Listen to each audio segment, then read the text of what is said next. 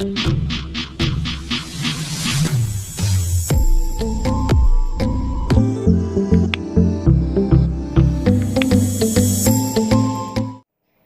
we will do structures of compounds of group 17 and 18. So देखो इसमें सबसे पहले क्या है कि जैसे सपोज हमारे पास हाइब्रिडाइजेशन है sp3, तो हम उसको बोलते हैं कि टेट्राहेड्रल स्ट्रक्चर है। टेट्राहेड्रल स्ट्रक्चर कब होती है? जब 4 बॉन्ड पेयर्स होंगे। अगर इसमें सपोज 3 बॉन्ड पेयर हैं और 1 लोन पेयर है, तो स्ट्रक्चर क्या बन जाती है हमारे पास? पिरामिड। ठीक है। अगर 2 बॉन्ड पेयर हैं और 2 लोन पेयर हैं, then the structure is angular और वी शेप। जैसे पिरामिड होती है मोनिया की, एंगुलर और वी शेप होती है हमारे पास वाटर की स्ट्रक्चर। उसी तरह अगर हमारे पास हाइब्रिडाइजेशन है sp3d, तो हम इसको बोलते हैं ट्राइगोनल बाई पिरामिडल। ठीक है। लेकिन अगर ट्राइगोनल बाई पिरामिडल में 4 बॉन्ड पेयर हैं, 1 लोन पेयर है, तो सिमेट्री क्या बन जाती है हमारे पास? सीसॉ। अगर 3 bond pair and 2 lone pair हैं, देन टी शेप। क्लियर? और अगर 2 बॉन्ड पेयर हैं और 3 lone pair, then structure is linear. Clear? उसके बाद है sp3d2। sp3d2 कितने बॉन्ड पेयर होने चाहिए? 6। ठीक है। सो ज्योमेट्री क्या होती है हमारे पास? ऑक्टाहेड्रल। लेकिन अगर हमारे पास 6 बॉन्ड पेयर होंगे तो ज्योमेट्री होगी ऑक्टाहेड्रल। लेकिन अगर 5 बॉन्ड पेयर हैं, 1 लोन पेयर है, देन स्क्वायर पिरामिड।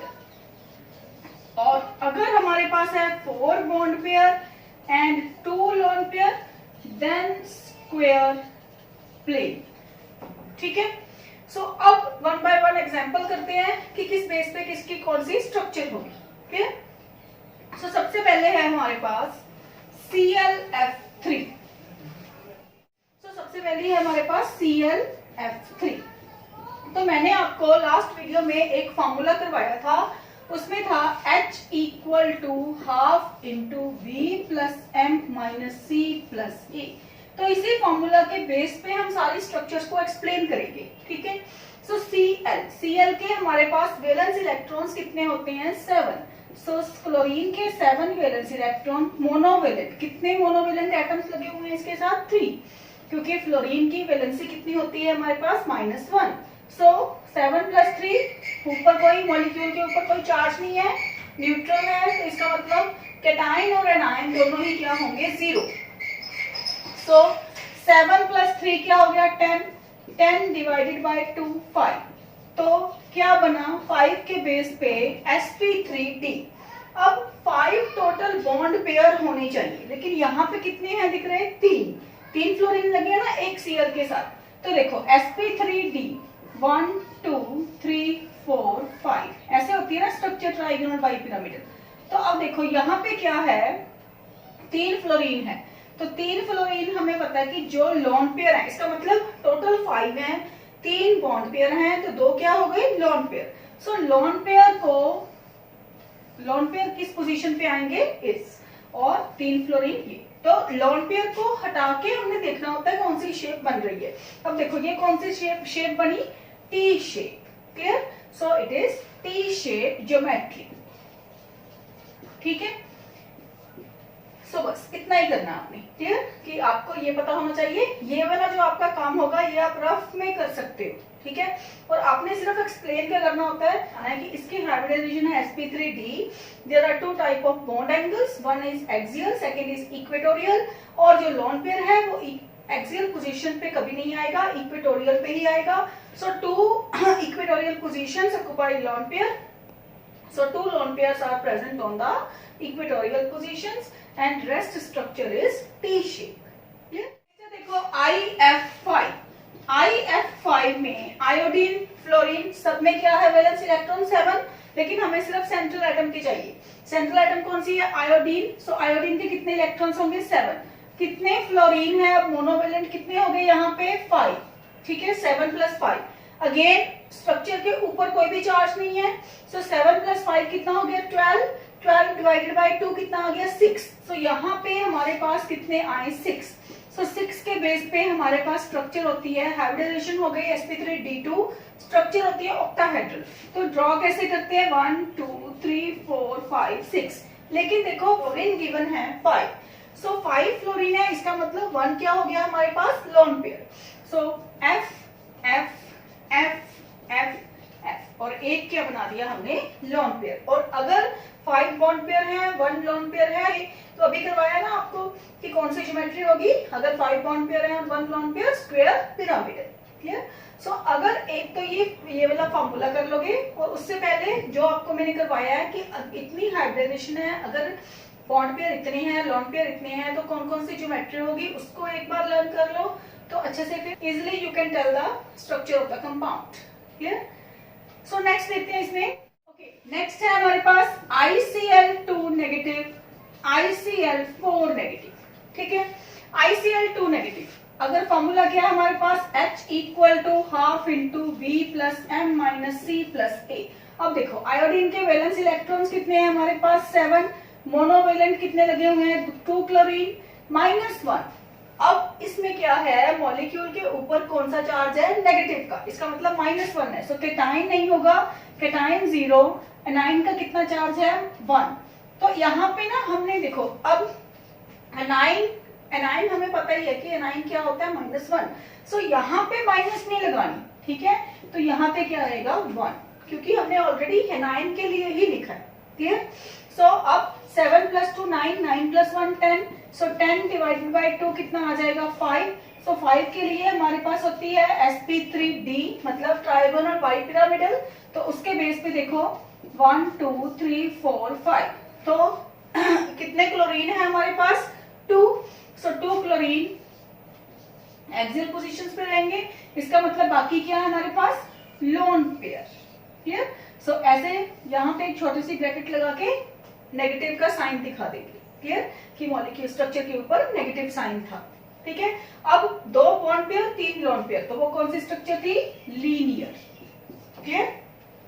सो ये थी हमारे पास ICl2 नेगेटिव की स्ट्रक्चर। अब देखो ICl4 नेगेटिव की स्ट्रक्चर। आयोडीन के वैलेंस इलेक्ट्रॉन कितने हैं 7। अब यहाँ पे मोनोवेलेंट कितने हो गए 4। सो मोनोवेलेंट 4 हैं, तो ये क्या आएगा, यहाँ पे 2 की जगह क्या आ जाएगा 4। अब देखो नेगेटिव का negative negative, 7 + 4 11, 11 + 1 12। So 12 divided by 2 कितना आ जाएगा हमारे पास 6। तो यहाँ पे हाइब्रिडाइजेशन क्या हो जाएगी sp3d2। क्लियर। अब sp3d2 क्या होती है ऑक्टाहेड्रल। ऑक्टाहेड्रल में कितने बॉन्ड पेयर होते हैं 6। तो यहाँ देखो कितने बॉन्ड पेयर दिखाए हुए हैं 4, क्योंकि 4 क्लोरीन अटैच्ड है। इसका मतलब इस स्ट्रक्चर में 4 बॉन्ड पेयर हैं और 2 लोन पेयर। सो आयोडीन 1 2 3 4 5 6, यहाँ पे क्या आएगा सारे बॉन्ड पेयर्स, और ये क्या आ जाएंगे लोन पेयर। सो स्ट्रक्चर क्या हो जाएगी, ज्योमेट्री क्या हो जाएगी स्क्वायर प्लेन। ओके, सो इस तरह हमने डिफरेंट स्ट्रक्चर्स को एक्सप्लेन करना है। नेक्स्ट है हमारे पास ग्रुप 18 के स्ट्रक्चर्स।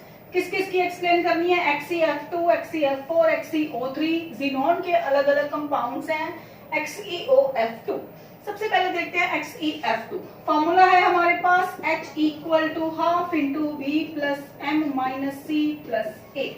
अब ज़ीनोन के हमारे पास वैलेंस इलेक्ट्रॉन्स कितने होते हैं 8। पहले में कितने फ्लोरीन लगे हुए हैं 2, तो क्या हो जाएगा मोनोवेलेंट एटम 2, कोई चार्ज नहीं है। 8 + 2 कितना आ गया 10, 10 डिवाइडेड बाय 2 कितना आ गया 5। सो 5 के बेस पे हाइब्रिडाइजेशन बन गई sp3d। तो टोटल बॉन्ड पेयर्स हमारे पास कितने हैं 5, लेकिन यहाँ पे कितने बॉन्ड पेयर है ओनली 2। क्लियर। सो टोटल देखो स्ट्रक्चर क्या होगी, पहले जनरल स्ट्रक्चर जो होती है TBP की, ट्राइगोनल बाइपिरामिडल की, वो ड्रॉ कर ली। अब एक्सियल पोजीशन पे लोन पेयर नहीं आएगा, बाकी के 3 लोन पेयर इक्वेटोरियल पोजीशन पे आएंगे। और इक्वेटोरियल पोजीशन पे जो लोन पेयर हैं उनको हटाकर अगर आप स्ट्रक्चर देखोगे, ज्योमेट्री देखोगे, तो कौन सी बन जाएगी लीनियर। क्लियर। नेक्स्ट करते हैं XeF4। अब देखो XeF4 में क्या होगा कि ज़ीनोन के वैलेंस इलेक्ट्रॉन्स कितने रहेंगे 8, कितने फ्लोरीन लगे हुए हैं 4, चार्ज कोई भी नहीं है। सो 8 प्लस 4 12, 12 डिवाइडेड बाई 2 6, सो 6 के बेस पे बन गया ऑक्टाहेड्रल। तो ऑक्टाहेड्रल में 6 बॉन्ड पेयर होते हैं, तो 6 में से 4 क्या है हमारे पास 4 बॉन्ड पेयर्स एंड बाकी के 2 क्या होंगे लोन पेयर। और अगर हमारे पास 4 बॉन्ड पेयर हैं और 2 लोन पेयर हैं तो स्ट्रक्चर क्या बन जाएगी स्क्वायर प्लेनर। क्लियर? और ड्रॉ कैसे करेंगे इसको कि ज़ीनॉन 1 2 ये लोन पेयर और ये बाकी के क्या हो जाएंगे बॉन्ड पेयर। ठीक है, नेक्स्ट देखते हैं, ये काफी इंपॉर्टेंट है XeOF3। अब देखो XeOF3 में क्या है कि ज़ीनॉन के कितने वैलेंस इलेक्ट्रॉन्स है 8। अब O को देखो, O की वैलेंसी कितनी होती है हमारे पास -2, लेकिन हमने कौन से पुट करनी होती है ओनली मोनोवेलेंट एटम्स, तो यहाँ पे मोनोवेलेंट कोई भी नहीं है, सो 0 0 0 सारा कुछ। ठीक है, सो 8 डिवाइडेड बाई 2 कितना आ गया 4। 4 के लिए क्या होगा sp3। sp3 मींस कितनी कौन सी ज्योमेट्री होनी चाहिए टेट्राहेड्रल। सो देखो टेट्राहेड्रल कैसी होगी 1 2 3 4। क्लियर? अब देखो कितने ऑक्सीजन हैं 3, सो इसका मतलब एक क्या हो जाएगा लोन पेयर और बाकी के 3 ऑक्सीजन। और यहाँ पे हम क्या दिखाएंगे डबल बॉन्ड, क्योंकि आपको पता है कि जो ऑक्सीजन है उसकी वैलेंसी कितनी है -2। ठीक है, तो एक ऑक्सीजन 2 बॉन्ड बनाएगी, जैसे हमने किया था ना SO2 में SO3 में कि ऑक्सीजन का एक सिग्मा बॉन्ड होता है एक पाई बॉन्ड होता है, और जो सिग्मा बॉन्ड है हाइब्रिडाइजेशन में तो सिर्फ वही आएगा, पाई बॉन्ड है जो हाइब्रिडाइजेशन में नहीं आता। ठीक है, नेक्स्ट है XeOF2। XeOF2 में देखो इसमें आप डाइवेलेंट भी है मोनोवेलेंट भी है ना, तो हाफ इनटू वैलेंस इलेक्ट्रॉन तो सेम रहेंगे 8, ऑक्सीजन को काउंट नहीं करेंगे लेकिन 2 फ्लोरीन है जो वो क्या है मोनोवेलेंट, सो उसके बेस पे हाफ 8 प्लस 2 कैटायन आयन कोई भी नहीं है, सो 10 10 डिवाइडेड बाय 2 कितना आ गया 5। 5 के लिए स्ट्रक्चर बन गई sp3d। तो अगेन ये कौन सी है हमारे पास ट्राइगोनल बाई पिरामिडल ऐसी होती है। सो अब देखो कितने बॉन्ड पेयर है 2 फ्लोरीन है 1 ऑक्सीजन है, इसका मतलब 3, तो कितने लोन पेयर है हमारे पास 2, सो ये 2 लोन पेयर इधर आएंगे, 2 फ्लोरीन और 1 ऑक्सीजन, और ऑक्सीजन का बॉन्ड कौन सा दिखाएंगे हम डबल बॉन्ड। ठीक है, सो ये बन गई इसकी टी शेप स्ट्रक्चर।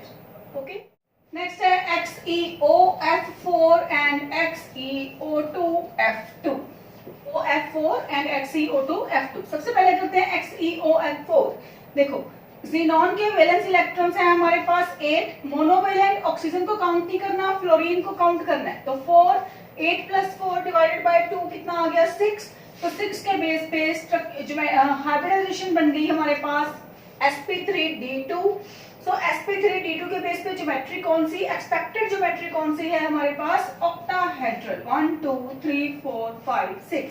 अब देखो कितने फ्लोरीन है 4, सो 4 फ्लोरीन यहाँ पर, कितनी ऑक्सीजन है ओनली 1, सो एक ऑक्सीजन यहाँ, इसका क्या बनाना है हमने डबल बॉन्ड और बाकी का एक क्या रहेगा लोन पेयर। क्लियर? और ज्योमेट्री कौन सी हो जाएगी स्क्वायर पिरामिडल। क्लियर? नेक्स्ट है XeO2F2। अब देखो XeO2F2 में क्या है कि हाफ इनटू वैलेंस इलेक्ट्रॉन्स कितने हैं 8, मोनोवेलेंट कितने हैं 2, कैटायन आयन कोई नहीं है, 10 डिवाइडेड बाय 2 कितना आ गया 5। 5 के बेस पे स्ट्रक्चर बन गई sp3d। तो एक्सपेक्टेड ज्योमेट्री कौन सी है ट्राइगोनल बाय पिरामिडल। लेकिन ये कब आती है जब 5 के 5 बॉन्ड पेयर होंगे, लेकिन हमारे पास कितने बॉन्ड पेयर हैं 2 ऑक्सीजन और 2 फ्लोरीन, सो इसका मतलब टोटल बॉन्ड पेयर्स आर 4। सो 1 क्या होगा लोन पेयर, सो 4 बॉन्ड पेयर 1 लोन पेयर। तो इसके बेस पे 1 2 3 4 5, तो 4 बॉन्ड पेयर और 1 लोन पेयर दिखाना है, 1 लोन पेयर इस जगह आएगा, तो यहाँ पे जिस साइड मर्जी आप फ्लोरीन दिखा दो और ऑक्सीजन के हम क्या दिखाएंगे डबल बॉन्ड। ठीक है, सो ये ज्योमेट्री किसकी बन गई हमारे पास XeO2F2 की। Clear? So this is all about the structures of different compounds.